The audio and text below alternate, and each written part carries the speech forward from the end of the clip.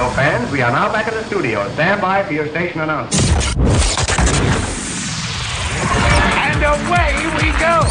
Now, I know you'd love to just sit there and keep being not slim, but we got to work a little today, okay? Broadcasting channels of the entire world will be cleared. In every continent, in every land, in all the four corners of the earth, the whole world over. Men, and women, and children, of every age and race, and nationality, station, and color. Men of every language ready now to listen to the same voice. 1, 2, is this on? Finally, a way to combine my love of helping people with my love of hurting people. So sit back, pop open a cold bottle of Brazilian mineral water, enjoy some poached salmon with capers, and adjust the satellite, because we have a great show. And there was much rejoicing. Unleash the fury. Unleash the fury! Ladies and gentlemen of the universe, the next voice you hear. Its Erik Nagel.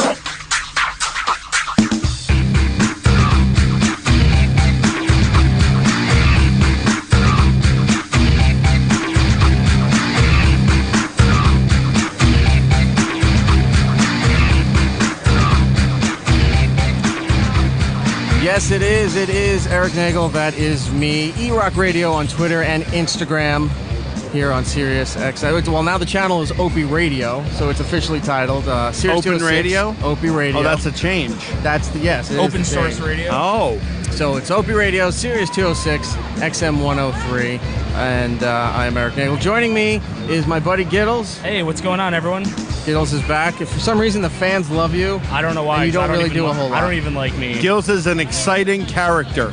What is your Twitter, dude? My Twitter is Gittlebase, Gittlebass, and I don't really tweet.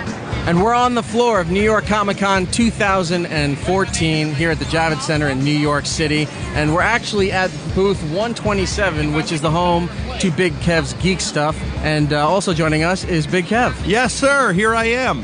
Hello. My Twitter is BK Geek Stuff. And the website? Is bkgeekstuff.com. There you go. It's been an exciting con so far. Lots been going on, a lot of big panels. The Birdman panel with Michael Keaton and Edward Norton. That's a huge ordeal. Yeah. There was the Tomorrowland panel. Yep. That had George Clooney and Hugh Laurie both show up to it. Yep. And there was an amazing amount of security around that panel. There was an extreme amount of security around that panel. Hugh Laurie was here? Who Hugh Laurie was? Wow. Yes, The house was in the house. Wow. One of the cool things that they did do, though, is every seat had 2 special custom posters made for Big Hero 6. Yep. So if you were at that panel, you got the 2 posters. Wow. It They was were pretty really sweet exciting. posters too. They were like really thick, like nice material. Next week's show is going to be really good for the Comic-Con special because we've got a lot of people. We talked to Bob's Burgers. We talked to everybody from Big Hero 6. We're going to have Constantine, Rick and Morty. Yeah, Lauren Cohan from Walking Dead. Right. Well, that's today. Oh, yeah. We have the Archer panel will be there. And there's just so much going on. That's Gillian next Anderson. week on the show. But for today's show, we have Lauren Cohan from The Walking Dead. She plays Maggie Green. And Gittles was all excited about her being here. Yeah, it's pretty awesome. And Well, who also, wouldn't be? I know. right. She's lovely. Gorgeous. And Gillian Very sweet. Anderson will also be joining us today, promoting her new book, A Vision of Fire. And of course, you try not to do it, but you got to end it with a little bit of X-Files. And Hannibal. Yes. And Hannibal, yes. Yep. But I think we talked to her mostly about The Fall, which was an awesome show, and season 2 is coming back. She goes into all of that stuff. What did we see around the con so far today? Just a lot of just lots of Link costumes and just lots of Poison Ivy costumes. Oh, I do want to point out, you know what we saw a lot more this year than in years past? Girls like to use this as an excuse to dress very skimpy and very provocative. Yes. There's costumes that they're not even trying anymore. They're just walking around in lacy see-through underwear and maybe have a headband on. Yep. And that's the it. costume. And they're Iron Man. Right. Yeah, I ironed something. We saw, as we were walking over here, we saw that one girl who was wearing the see-through lace, but it was so far up her ass, it looked like she was wearing nothing. Unbelievable. It looked like there was a shoelace going up her butt. I was like, this is not a costume. Over at Big Kev's Geek Stuff, we're actually working on some new cosplay terms. Yes. The first one that we're using is cosplaysy. Yeah. Which is when you have at least 2 articles that have to do with a character on your person. Right.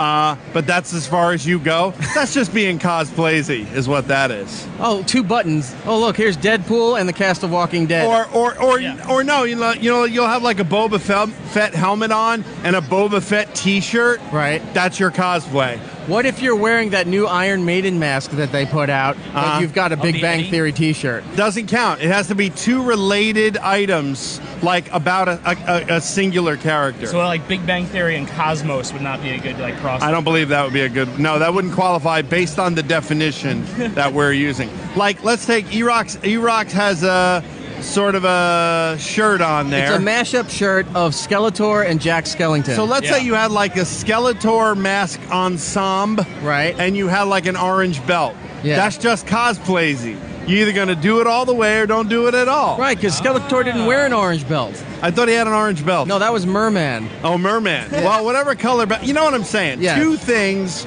does not a cosplay make, is what I mean. So you can't dress like Han Solo but wear a Chewbacca mask. Correct. Okay. Correct. Not with that attitude. That is kind of lazy. That's cosplaysy. That's what that is. Well, it's a lot to go on today here, a lot of interviews, and we're going to have to get to the first one here.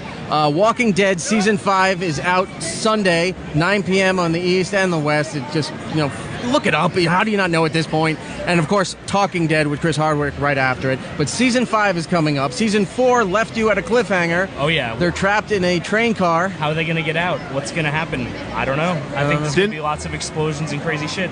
Didn't it end something like, they don't know who they're screwing with? Yeah, they changed the line from they don't know who they're fucking with in the book. Really? To the cable TV, sir? The cable screwing with. So we got to talk to Lauren Cohan, and it's Cohan with an A, not an E. So if you're looking for her on Twitter, it's Lauren Cohan, Cohan. She's actually Irish. It would be Cohan. Right. In Ireland, Cohan. So let's welcome to the show right now, Lauren Cohan, Walking Dead.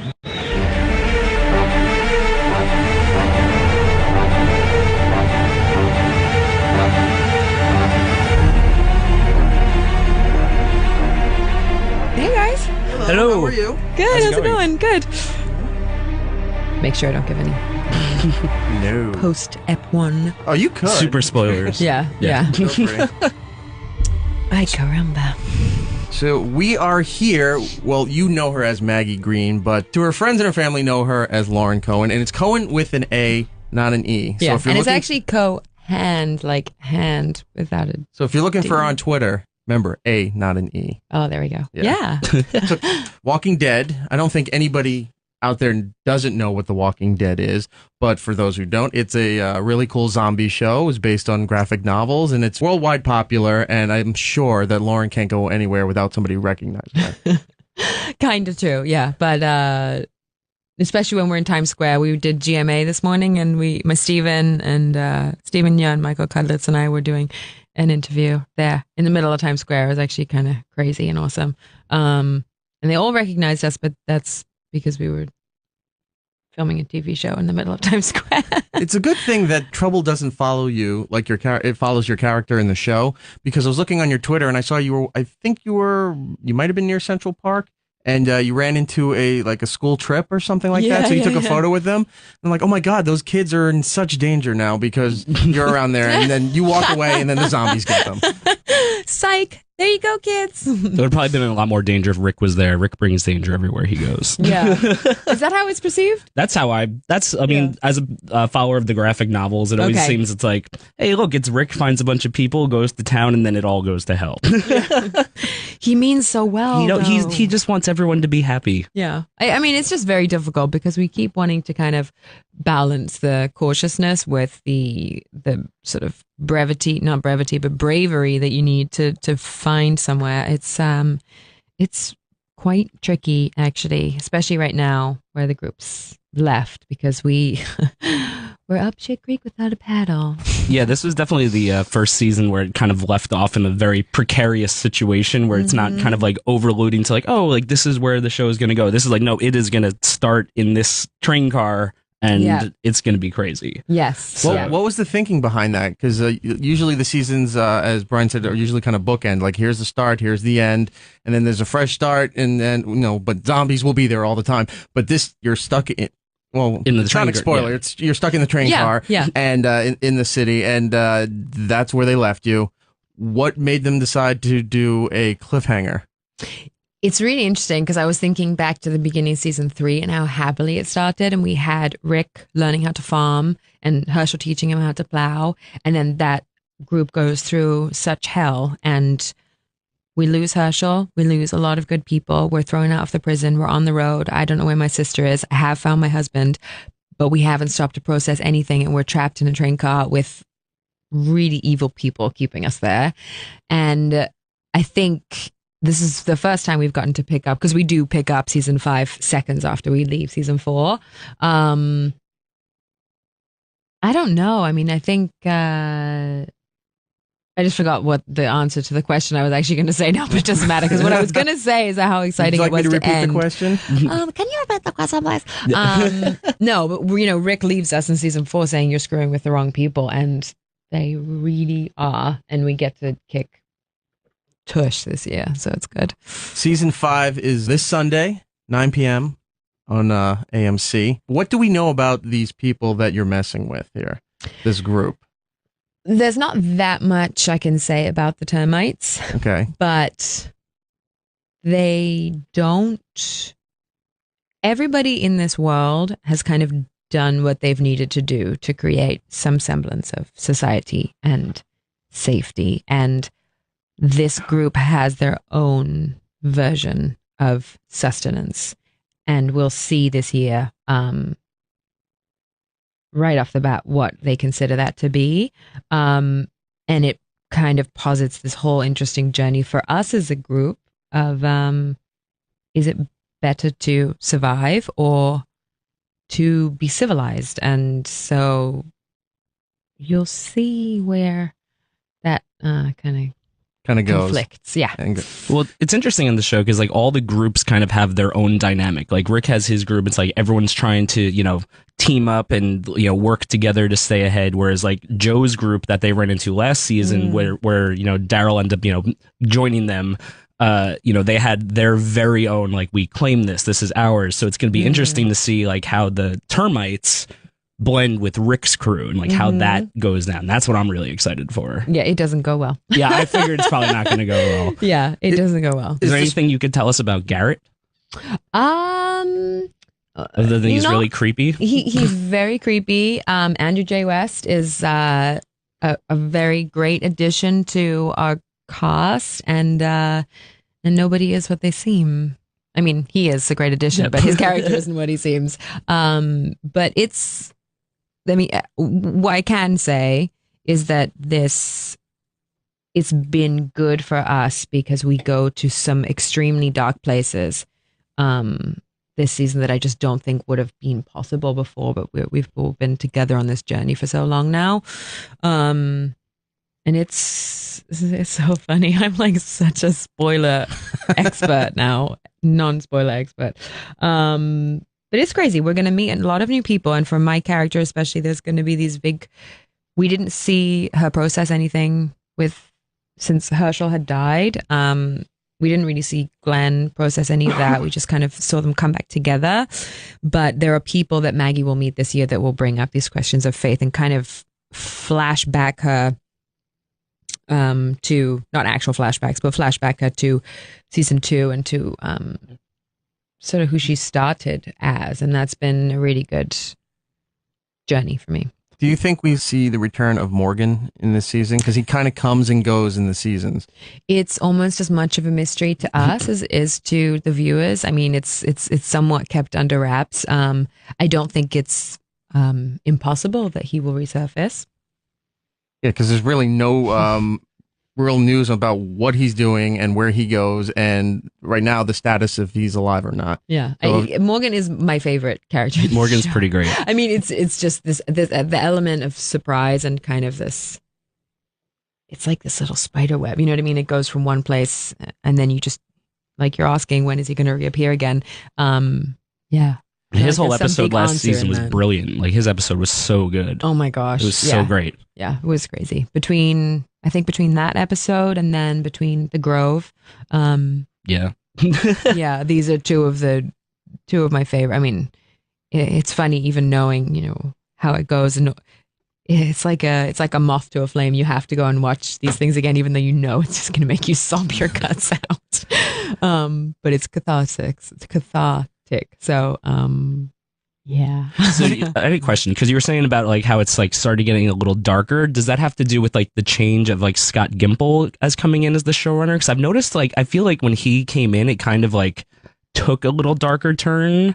No, I feel like he's a lot closer to the source material. There was a lot of shots that were like shot for shot. I love like out of the comic book. Like I knew like before the last episode what was going to happen with Rick and those guys just based on the shot of the guy looking in the window. Because I was like, oh, I know what's happening. And it was kind of like my little red wedding because I didn't read Game of Thrones. I was like, this is going to be great. No one knows what's going to happen. And I don't know. I by the way, just to go into Game of Thrones for 1 second, I so carefully avoided spoilers because I was really behind the loop, and then I caught up, and I literally wished I hadn't watched the episode by myself because I was screaming. I was like, how did I never find this out? This is awesome and so terrible. But but yeah, with our show, I love that because there was this another frame that I noticed when the virus goes around the prison, and there's this one moment where Glenn is sort of holding his hand up, and I think that's a direct frame from the comic as well.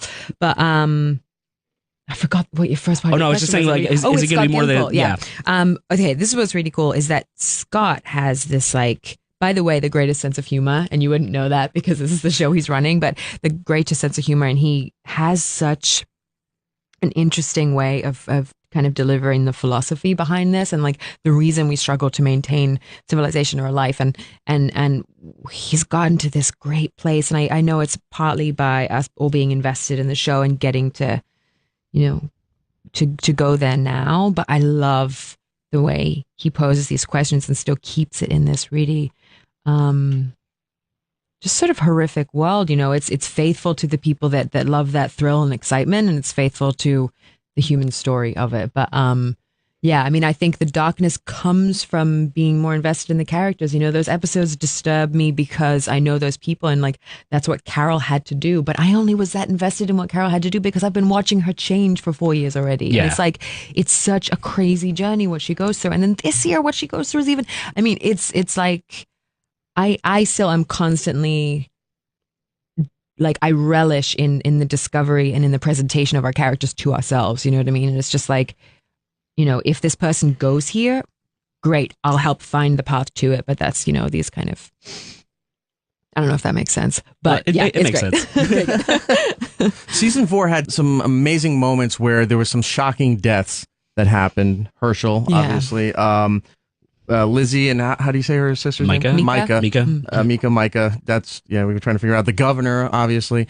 And then there's some introduction of some new characters, some that are on the AMC website, which I wasn't sure if we met everybody yet, but like Abraham, Rosita, Eugene. Mm-hmm. You said there's more people that we're going to meet in this season here. Mm. Does this affect your relationship with Glenn, or does this specifically impact where your character is going in the next season? It specifically impacts where both my character goes and where the whole group goes this season. So the introduction of Abraham, Rosita, and Eugene is played by Michael Cudlitz and Josh McDermott and Christian Stratos, are all helping this group go towards a much bigger goal to save humanity, which is this goal of Washington, D.C., where there may or may not be a cure for all of us and for the zombie virus.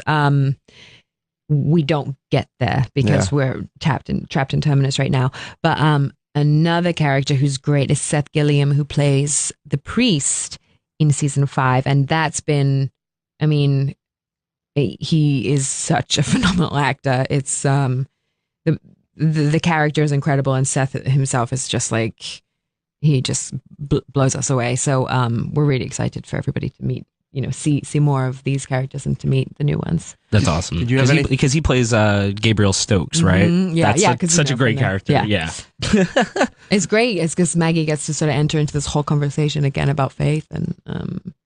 That's fantastic. Is there going to be any kind of conflict between Maggie, Tara, and Glenn, being that Tara came from the governor's camp and the execution of Herschel? Yes, we're going to see that brought up. Okay. I can't say, you know, how that's going to go, but we definitely go into that territory. Yes. Awesome. Yeah. Walking Dead season 5 on AMC Sunday 9 o'clock. it's interesting that they're one of the few networks that still post 8 o'clock Central. Because a lot of networks don't do that. Yeah. And I'm looking at it, I'm like, wow, all right, let's promo 8 o'clock Central. Because then it just repeats. It's not like it goes through the time zones. It restarts at 9 p.m. on the West Coast.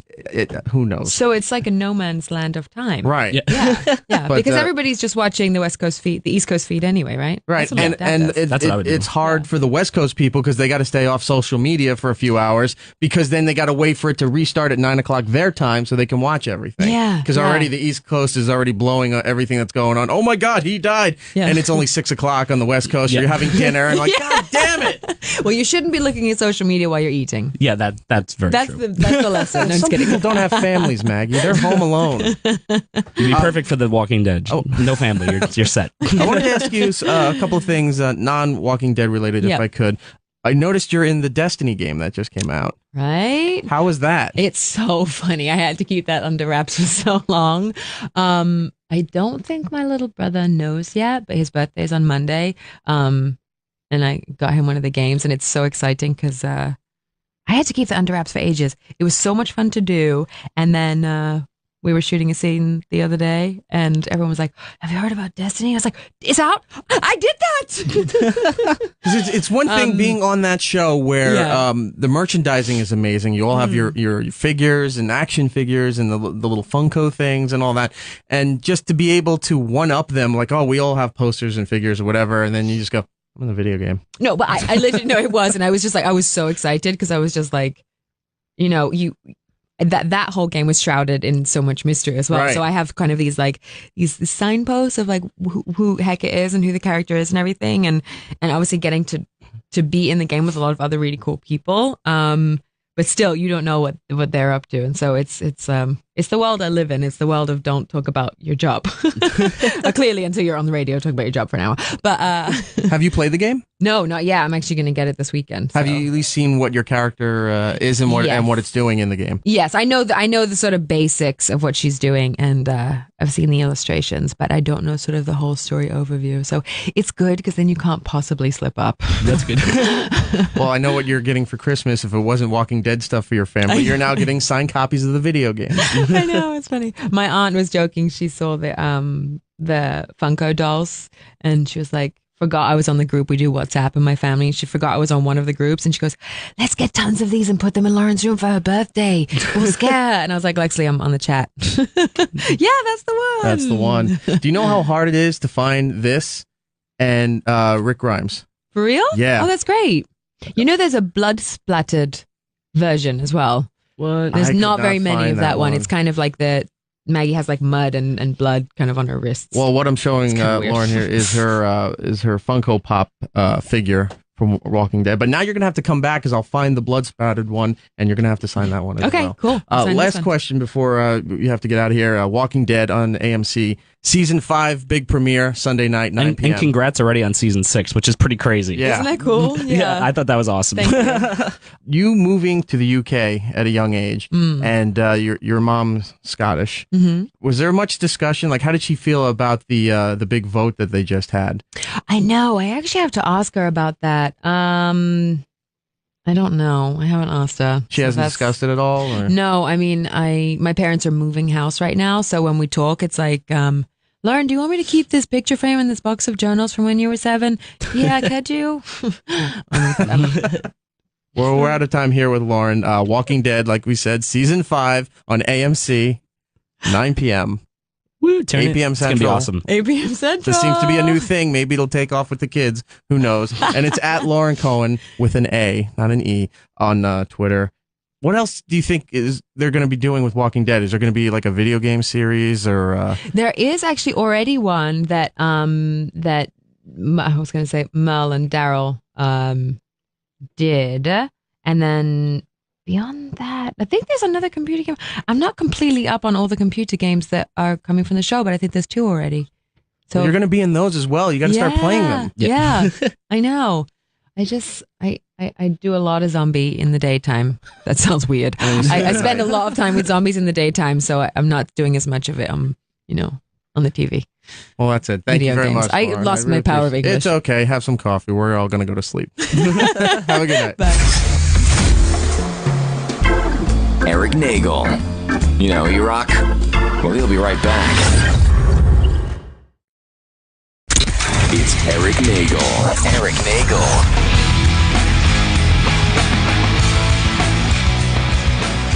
And we're back with It's Erik Nagel here on Sirius XM, Sirius 206, XM 103, the Opie Radio channel. It's not the channel, it's just called Opie Radio. I'm getting used to Open Radio. Just Opie Radio. It's Erik Nagel. Take That some is getting me. used to that. It is. Erock Radio on Twitter and Facebook and Instagram. Joined with my friend Gittles, Gittle Bass on Twitter, and Big Kev from Big Kev's Geek Stuff. BK Geek Stuff? BK Geek Stuff is the Twitter.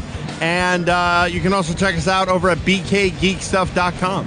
And he was nice enough. We are on the floor of New York Comic Con 2014 at the Jacob Javits Center here in New York City. Anything else been going on the floor here that we should make notice of? I don't know. The Lord of the Rings exhibit's pretty ridiculous. Yeah, there's a really impressive Snowhead. Lord of the Rings Hobbit display. Yeah. Oh, that's the Weta booth. Yeah. That's the company that did all the effects for all those movies. Huge dragon head. Yeah, it's crazy. Smoke. Right? And if you get close enough to it, the eyes open up. We were there taking photos, and some little kid started screaming at the top of his lungs. Yeah. Scared the shit out of him. That's awesome. It is. So, Yeah, but that I did happens. go over to the Titan booth. I went over and got all my Doctor Who Titan exclusives, which seemed to annoy some guy next to me. It's not like he was buying all that anyway. Right. But he's like, sure, grab that too. And I said, excuse me? And he wouldn't look at me. And I go, you're a dick. And the guy behind the table, nice, cool British dude, he goes, yeah, he is a dick. And the guy hadn't even bought anything yet, but he's already screaming at him because I got stacks of Doctor Who stuff. Money talks. It is a little maddening, the impatience and the kind of angriness that exists in some people that are in this environment for too long. We're going to get to Gillian Anderson in just a second, but before we go, what is the big trend this year? Like every year, there's something new, a new series, a new movie, a new comic book, something comes out. What's the big costume trend this year? I don't know that there is a particular single trend in costuming this year. Well, Gittles had said earlier, we started to see a lot of Rick and Morty stuff this year. Yeah, I mean, Rick and Morty stuff, there's a lot of that. Is that an entire overview or like an entire trend? I couldn't really tell you if that were the case or not. Yeah, I couldn't tell that. I've seen a lot of it, I've seen so much of everything. Like, really, and even, I'd say there's a lot of obscure characters that people are starting to do. That kind of thing. It really is a full range as far as cosplay goes. It seems like there's a lot of video games. I've seen a lot of Bob's Burgers, a lot of Adventure Time. I'll tell you what there is a lot of podcasters and bloggers that think they're real radio people that are just pissing me off. Yeah, What are you talking about? Yeah, well. We'll get into that another time about the press junkets. But for now, we're going to talk to Gillian Anderson about her brand new book, A Vision of Fire. Here it is.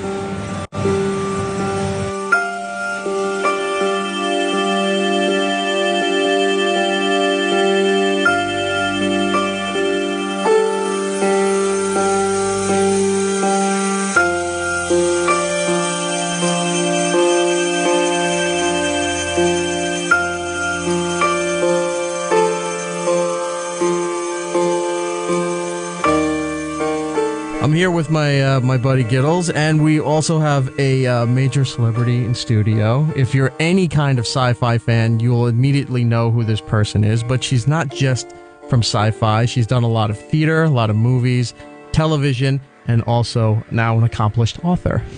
And Gillian Anderson is here. How are you? I'm very good. How are you? Can I ask you about your t-shirt? What's your t-shirt? It is a artwork of Doctor Who, the TARDIS. Oh, is it? Yes, I'm a big fan of Doctor Who and a lot of British television. Cool. We are also fans of The Fall. Thank you. Fall's awesome. Thank you. So The good. second season's more awesome. I can't. Well, I just have to say. We were going to wait a little bit on that, but no, that's fine. We'll jump into it right now. Why not? Are you Since filming we're here. season 2 for The Fall right now? Season 2 is finished, and it's done. airing in the UK in November and probably on Netflix in January. It's not often that, and I don't like to be one of those bootlegger types online or anything like that, but a lot of the good British programming doesn't come over here till way later. So sometimes you have to do what you can to see the shows that you love. I'll just put it that way. But yeah, excited for season 2. Anything maybe? Is there anything that can be hinted that's not giving away what's going on? Or There really isn't. I mean, we pick up where we left off, exactly. And so Spectre's on the run, so to speak, and they're still going through the motions of putting things together and figuring out how to track him down, et cetera, et cetera. And at some point, they may get closer and this is giving us happen. nothing. Well, that's what I really like about the show. Is like it really has a cat and mouse feel to it. Like there's Mhm. such a chase like going on, and I love your character. Like I think you're like one of the strongest characters like on TV. It's Thank so you. good. Thank you. And I can't tell you how good the second season is. I can't wait. And more of a cat and mouse than the first even. Mhm. With the popularity of that show, are you starting to see more people, or maybe more younger people, recognizing you from that role as opposed to Scully from X-Files? Are you seeing a shift, or are people still just coming up and talking to you No, about it's X-Files? kind of everything. And lately, because I did Streetcar in London, and I've been amazed at not only how many people came over to see it, but how many people have seen the live version of it, because it's now a film version of it, which was filmed live and airs in 42 countries, and still screenings in New York and everywhere. And the amount of people that have actually showed up to see that's the thing that not necessarily surprises me, but impresses me, that people are that interested in good work, or have been fans for long enough that they will sit through 3.5 hours of a play in a movie theater. Is awesome. How big is your love for doing live theater as opposed to doing television and movies? Like, do you do a couple of projects for TV and movies and then try to find something for yourself to go back to theater? Or are you just going through the motions as like, I do theater, I do this, I do this? No, it's definitely not a going through. I don't do anything going through the motions in my life. I usually do theater once every 3 or 4 years, mostly because I'm not that animal that can do it for back-to-back 6 months, Right. But this is the first experience. I've wanted to play Blanche for pretty much my whole adult life, and it's been a long-running dream for me, and was involved in putting it together, and the director, and choosing the space, and so it was really a dream come true. And hopefully we're in talks with a theater in New York, and we're hoping to bring it here. It'll be a little while from now, but how many times have you seen Streetcar being performed without you being in the without company? me? Yeah, but I mean, I've seen how many times probably have you 3 gotten a other chance productions to see of it? Yeah. I think in my life, yeah. By doing Streetcar, and Yeah. and you'll do the run if it comes to New York as well. Oh yeah. It would be the entire production. So that's me and Ben Foster and that Vanessa. doesn't tire you out. That doesn't tire you out from doing it in London all this time and then coming to New York and doing it again. It was an extraordinary experience. It was the production on the whole. It's a small production, revolving stage in the round, very violent, very extreme, 3.5 hours, and it was cathartic. From the second it started, and by the end, I mean, Blanche goes mad through the course of the play. But at the end, I got everything out. I got to get all my everything out, my craziness, my aggressions, my tears out by the end of the play, and it was really cathartic. It's an extraordinary experience. With doing theater, and like you said, you just finished up season 2 of The Fall there. When do you schedule theater time in for yourself? Is it between jobs, or do you work the other jobs around your theater time? Usually after I have been away from theater for about 3 years, I start to get the itch for it again and start to make plans and decide what I want to do next. Streetcar was something that I'd wanted to do since I was a kid, so I've been actively pursuing it with various producers, various theaters, checking with the Tennessee Williams estate to find out when the rights are available. I've been doing that for years. And so I also started to realize that I was kind of aging myself out of being able to play her, because the estate is very picky about what the ceiling is for age for her, for Blanche. And I knew that if I didn't hurry up and do it soon, that then at some point they might shut the door on me. So this is more of a passion project for Completely, you. yeah. What did you think of the Simpsons episode when they did it? The Simpsons did Streetcar Named Desire. They did? It was like in their early years, like third or fourth season. No way. I didn't know that, It's but really I will funny. track it down. Yeah. I Ned will Flanders track that plays down. Stanley, and Really? and Marge is Blanche. That's hilarious. I will definitely track that down. All right. Well, you haven't seen that, but have you at least seen the episode you were in? Yes, I've seen the episode. With the X-Files there? Yes, I've seen What that was episode. doing that like? I mean, it's just voiceover work, Well, but that's what's the the thing. experience I mean, of that? that's the thing. I mean, at the time, we had a script. We went in. We stood in a gray room. with no windows, said the lines and left. And then 6 months later, I don't know whether it still takes them that long to put together an episode, but then you watched it when it came out. It took them 6 months to literally do each episode, and so 6 months later, it saw the light of day, and then I saw it. But it wasn't, it's not like it's not like I was in a room with Bart. Yeah, and that would be nice. So you weren't even reacting with the other voice actors. I wasn't even. No, they just not said, at all. Here's your copy. Yeah. We'll mix it in at the end. Yeah, and that normally happens. It normally happens that way. That you just do it as it's a solitary experience. I did the audiobook for this. There's other projects I want to talk to you about, but let's get to the one. Okay. The reason why you're here is your book. Yes. A Vision of Fire. It's out everywhere, Amazon and other places that books and are sold. actual bookstores. I know. Yes. Actual real life bookstores. I don't know how many bookstores Barnes are left. and Noble. Actual books are so much better than those ebooks. I don't know how many bookstores are left. I know you live over in London there, but around here, I think there's Barnes and Nobles, and that's about it. So if you can find a store, well, you can find it online. at Barnes and Noble. I'll tell you that much. And Barnes and Noble online. Going back into the world of sci-fi with this book here, and drama, and a lot of family storyline in this book here. Where did this idea come from? Because you've been so detached from sci-fi for a while. What made you think to dive right back into it again? Well, I haven't really been away from it that much. I did a film a couple years ago called I'll Follow You Down, which is has an element of time travel in it with Haley Osment and Rufus Sewell. And, there's an element of Hannibal that is sci-fi in a way. One hopes. One hopes that what you're saying is fiction. So I haven't been that far away from it. And I did a film called Robot Overlords, which comes out at the beginning of next year, I think, which is about robots taking over the earth. That sounds awesome. So not that's always fun. Not entirely that far away from it. But to get back to your question, I was introduced to my co-writer, Jeff Roven, through a mutual friend who had a brilliant idea of the two of us coming together to maybe create something together. And we started brainstorming, and I was interested in creating a character that I could eventually play were this to go to film, which was another intention. And so we kind of started with that and created something that was cinematic enough in its reach that it would translate. I was just going to ask, and you sort of answered it already about Caitlin O'Hara. A lot of times these characters are based on somebody that the author knows and embellishes and whatnot.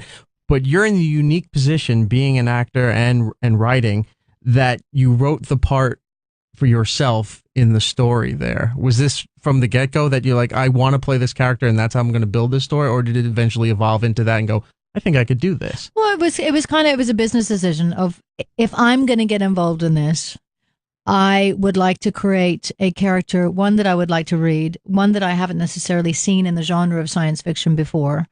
She's not your typical science fiction heroine, so to speak. Well, she's a child psychologist. Psychiatrist, sorry. A psychiatrist, but she's also, she's a stable mom. And a struggling mom.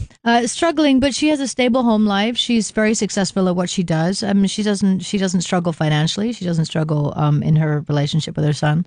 So she's a stable, solid woman. And I think I meant struggling more about personal relationships. Like a little bit. I mean, she's not dating. She's not really seeing anybody. No, that's true. But I don't think that's necessarily. I mean, I think that would be nice, but she doesn't hang out in bars so that she meets somebody. No. She's not that kind of person. She's not wanting in that sense. I think she feels like it would be nice to have a relationship, but her other work and her relationship with her son comes before that.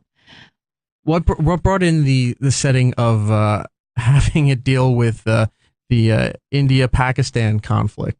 Because usually you don't see sci-fi in the sense of war. It usually means some kind of alien thing or government mind control, things like that. But to have it set on a real life situation where a war will escalate, and really quickly based on all of this, to put it in a realistic setting, but still be sort of fantasy. Yeah, well, I mean that there's a lot in this book. Even though it is science fiction, there is a lot that is real in it. There are real life events that are taking place in Haiti, in Iran, real life situations, and the situation that's happening right now, which has just recently escalated again in Kashmir between Pakistan and India, is real. And these are two nuclear nations, and it's an underreported issue, but it's not a small thing. Do you follow that story in real life at all about what goes on with India and Pakistan? Have been following it more since we started writing about it. There's an interesting piece. Are you familiar with Vice at all? It's an alternative, like a news outlet here in the United States. They did a great piece. It aired on HBO here in the United States, being at the border from India and Pakistan with the changing of the guard and how like once a year they open up the borders and do an exchange of like, hello, I recognize you. They shut the borders down, and if you even go near it, they kill you. Like there's a whole ceremony. Yeah. There's dress, there's garb, there's a performance, and it's insane because it's a very interesting ceremony. There's lots of high stepping and kicks, and it's actually kind of funny to watch. It sounds like Buckingham Palace, right? Yeah, exactly. It's really ridiculous. Except it's not. Yeah. Also, in the story here, there's a character that has. I don't know if it's a possession, but they start speaking in tongues and images going through their head, and it's sort of becoming an outbreak throughout the world where other people are experiencing these symptoms here. Well, Caitlin is brought to the attention of a young girl who is the daughter of the Indian ambassador to the UN, and he's walking his daughter to school one day, and there is an assassination attempt on his life, and Monique, his daughter, witnesses it, and at that point. Starts to exhibit some very, very strange behavior. And Caitlin is brought in by a mutual friend who's an interpreter at the UN for the Indian ambassador to observe Monique discreetly because of what's going on in the region. Anything that is unsettling at home could potentially be used as an excuse to end talks or at least set them off on the wrong track. So there is the tension of that scenario as well. The fact that the work that Caitlin is doing and the fact that his daughter is sick is adding to the situation. Does religion play a big part in your life? I wouldn't say religion does. Or faith, maybe. Faith, certain spirituality, yes. There are discussions about religions and spiritual aspects and metaphysics, etc., throughout the book. But the whole talking in tongues thing. Well, the talking in tongues thing is more to do with what we come to learn. What Caitlin discovers is that there is an ancient civilization that is having impact in the present, and why the kids who are experiencing trauma in real time now in 2014 are being affected by the civilization in the past because of a trauma that they experienced. The book is called A Vision of Fire. I'm here with Gillian Anderson. You can get it on Amazon. You said you already did the audio version of it. Is that available right now as well? It is, as we speak. So if you're in the car somewhere, you can download it, Bluetooth it right to your radio and take a listen. Stop driving first and then download it.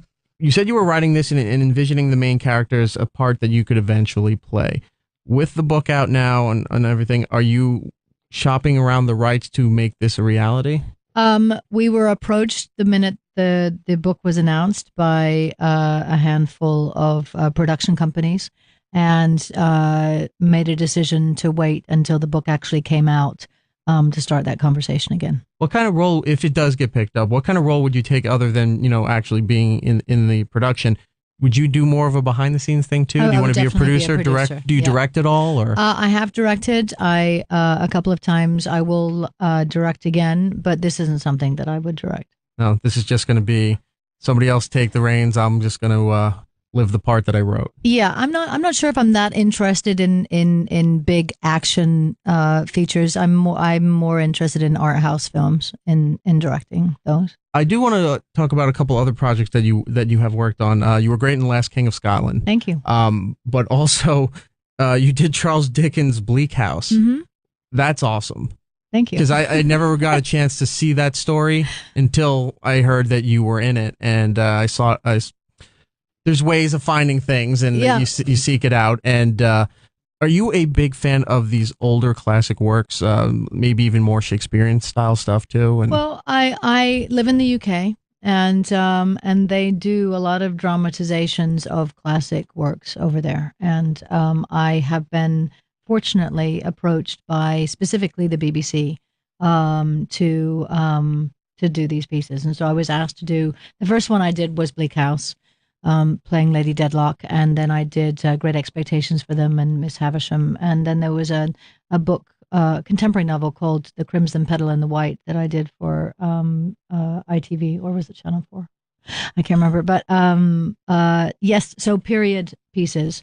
And I enjoy that. It's wonderful to mix that in with everything else. it's interesting with the Bleak House by Dickens that it's not a book that's really stressed reading over here in the United States, but Great Expectations is. They have it at least in when we were going to high school and stuff. They made you read it, as they say, and with all the great works like from Shakespeare and Dickens and whatnot. So it's just interesting to see some other stories that don't get the popularity as far as other Dickens works. To see that come up on the stage there, and did a great job. From it wasn't the complete thing, but from everything I saw, it was amazing. Well, it is downloadable. So if you wanted to see more of it, you could do that legally. The book, A Vision of Fire, Gillian Anderson. You do a lot of charitable work too. I wanted to talk to you about. You're involved with PETA, and the Amnesty International was an interesting thing because you always hear people talk about it, but you never see people really do stuff. And I read that you were part of that letter that was presented on their behalf. Do you do a lot of fundraising for them? Do you do a lot of the performance stuff that they put out time to time? I was involved in a performance piece with Vanessa Redgrave and Ray Fiennes. There was a performance at I think the Hay Festival a few years ago that I was involved in with them, and they contact me at various times if they need some extra added help in different areas, like most of the charities that I am involved in. There's a couple on there that I am more specifically involved in, neurofibromatosis. Yes, I was going to ask you about that. Yeah, which affected your family. It affected my family. My brother died of a brain tumor 3 years ago, related to the disease. But I've been involved with that charity since he was 3 years old and was first diagnosed. But PETA and Say Yes is a charity that I put together in South Africa with a friend of mine, and it's a pairing up youth who have either been on the street or been in hostels with mentors to help them kind of get their lives back together again, and teach them how to get a job, how to fill out applications, how to find, how to wash their clothes, how to be responsible citizens in the world, and also develop meaningful and safe relationships with another adult. One last question before you go, and tried to stay away from X-Files, but I guess I have to ask you. Are you completely done with the series? Is there something maybe that's in the works? A musical? Further down the line? A musical? A book on tape? There is something percolating. It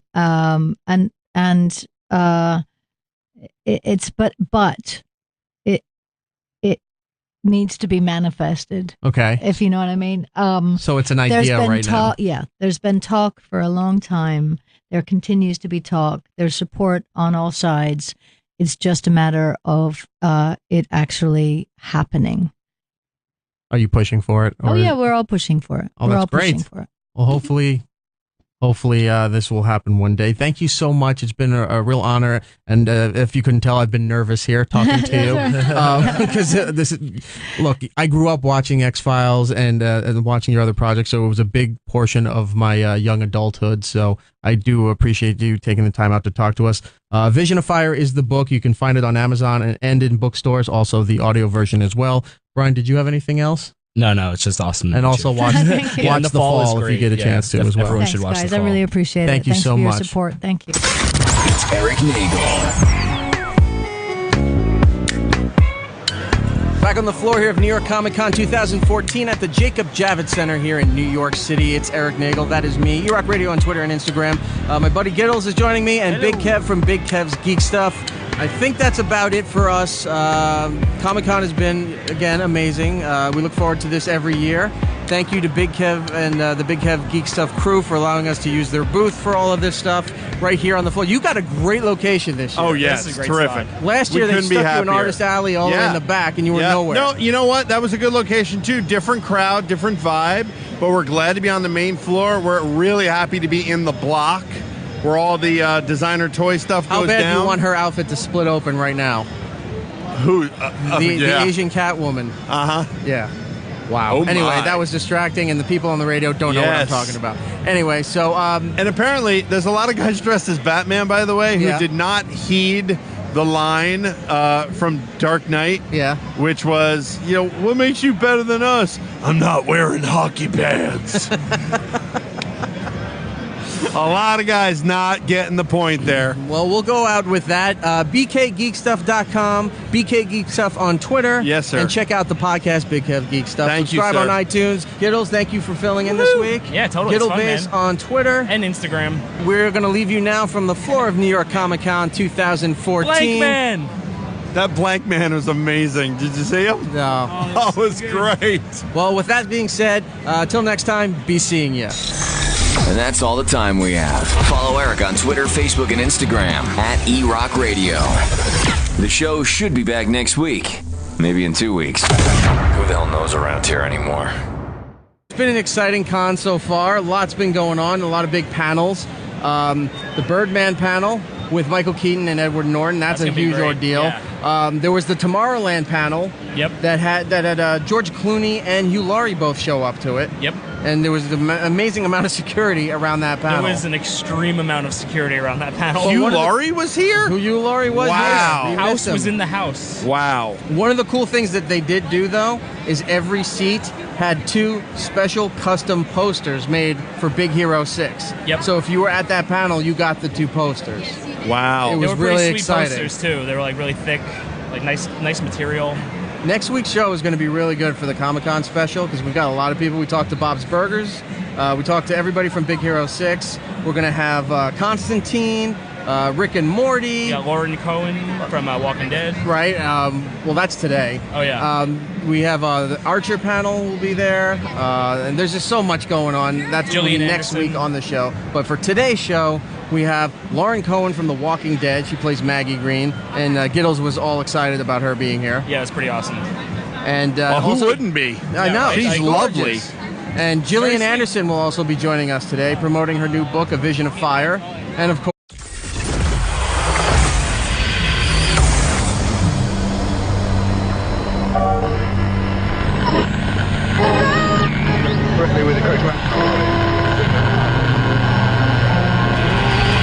Good evening, radio fans. We are now back at the studio. Stand by for your station announcement. And away we go!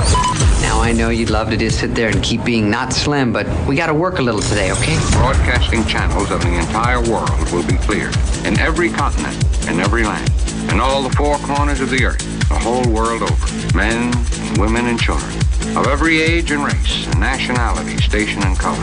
Men of every language ready now to listen to the same voice. Until this on? Finally, a way to combine my love of helping people with my love of hurting people. So sit back, pop open a cold bottle of Brazilian mineral water, enjoy some poached salmon with capers, and adjust the satellite because we have a great show. And there was much rejoicing.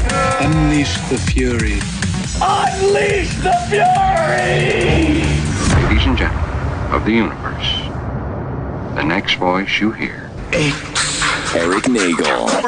Or no, you'll have like a Boba Fett helmet on and a Boba Fett T-shirt. Right. That's your cosplay. What if you're wearing that new Iron Maiden mask that they put out, but you've got a Big Bang Theory t-shirt? Doesn't count. It has to be two related items, like about a singular character. So like Big Bang Theory and Cosmos would not be a good like cross. I don't believe that would be a good... No, that wouldn't qualify based on the definition that we're using. Like, let's take Erox. Erox has a sort of a shirt on there. It's a mashup shirt of Skeletor and Jack Skellington. So let's say you had like a Skeletor mask ensemble, right? And you had like an orange belt. Yeah. That's just cosplaysy.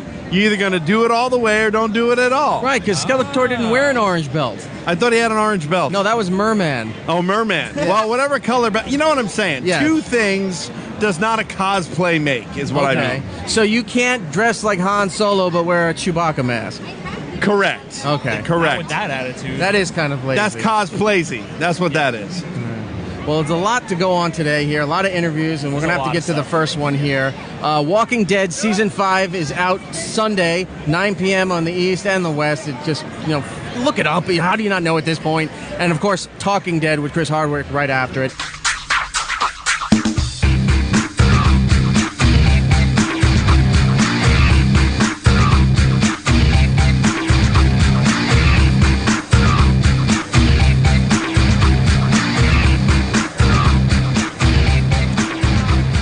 Yes, it is. It is Erik Nagel. That is me. E-Rock Radio on Twitter and Instagram here on Sirius XM. Well, now the channel is Opie Radio, so it's officially titled Sirius Open 206, Radio? Opie Radio. Oh, that's a change. That's the, yes. it is Open the source change. radio. Oh. So it's Opie Radio, Sirius 206, XM 103, and I'm Erik Nagel. Joining me is my buddy Gittles. Hey, what's going on, everyone? Gittles is back. If for some reason the fans love you, I don't know why. you don't really do a whole lot. I don't even like me. Gills is an exciting character. What is your Twitter, dude? My Twitter is Gittlebase, Gittlebass, and I don't really tweet. And we're on the floor of New York Comic Con 2014 here at the Javits Center in New York City. And we're actually at booth 127, which is the home to Big Kev's Geek Stuff. And also joining us is Big Kev. Yes, sir. Here I am. Hello. My Twitter is BK Geek Stuff. And the website is bkgeekstuff.com. There you go. Of course, you try not to do it, but you got to end it with a little bit of X-Files. And Hannibal. Yes. And Hannibal, yes. Yep. But I think we talked to her mostly about The Fall, which is an awesome show, and season 2 is coming back. She goes into all of that stuff. What did we see around the con so far today? Just a lot of just lots of Link costumes and just lots of Poison Ivy costumes. Oh, I do want to point out, you know what we saw a lot more this year than in years past? Girls like to use this as an excuse to dress very skimpy and very provocative. Yes. There's costumes that they're not even trying anymore. They're just walking around in lacy see-through underwear and maybe have a headband on. Yep. And that's the costume. And they're Iron Man. Right. Yeah, I ironed something. We saw, as we were walking over here, we saw that one girl who was wearing the see-through lace, but it was so far up her ass, it looked like she was wearing nothing. Unbelievable. It looked like there was a shoelace going up her butt. I was like, this is not a costume. Over at Big Kev's Geek Stuff, we're actually working on some new cosplay terms. Yes. The first one that we're using is cosplaysy. Yeah. Which is when you have at least 2 articles that have to do with a character on your person. Right. But that's as far as you go. That's just being cosplaysy, is what that is. Oh, 2 buttons. Oh, look, here's Deadpool and the cast of Walking Dead. Or